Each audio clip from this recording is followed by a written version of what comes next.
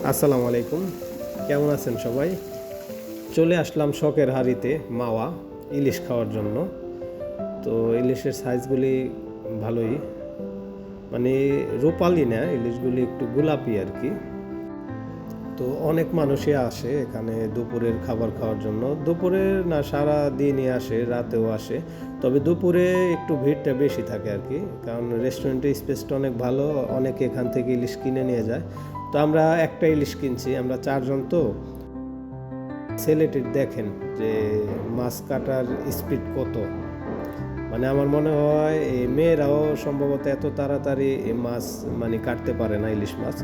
তো একটু লক্ষ্য করেন কি সুন্দর, মানে অনেক তাড়াতাড়ি করে কাটবে।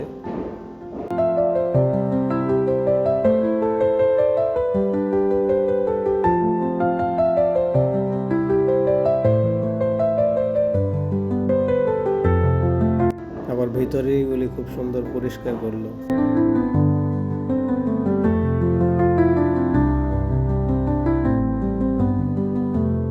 ছোট একটু ডিম হয়েছে, অল্প ডিম হয়েছে, কারণ ইলিশ মাছটা আমরা বাইছে নিছি যাতে ডিম না হয় বা কম হয়। আর ইলিশ মাছের ডিম হইলে ইলিশ মাছ অত মজা লাগে না, ডিম ছাড়া ইলিশ মাছের স্বাদ একটু বেশি।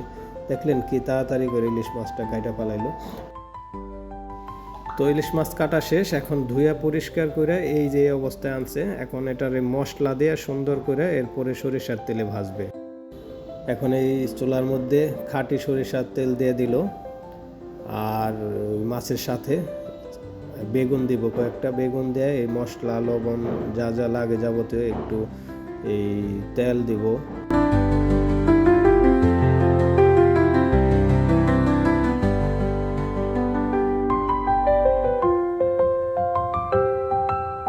সুন্দর করে মাছের ভিতরে এবং বেগুনের ভিতরে মশলাটা ঢুকাই দিতেছে।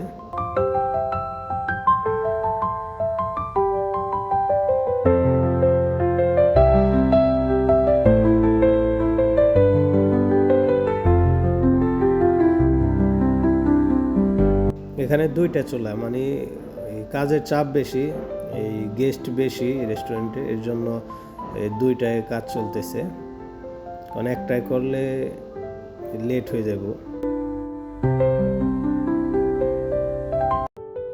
আমাদের এই মাছ রেডি হয়ে গেল, সাদা ভাত, ইলিশ মাছ ভাজা, বেগুন ভাজা এবং ইলিশ মাছের লেজা দিয়ে ভর্তা বানাইছে এবং পাতলা ডাল, আর সাথে আছে মরিচ আর পেঁয়াজের ভর্তা।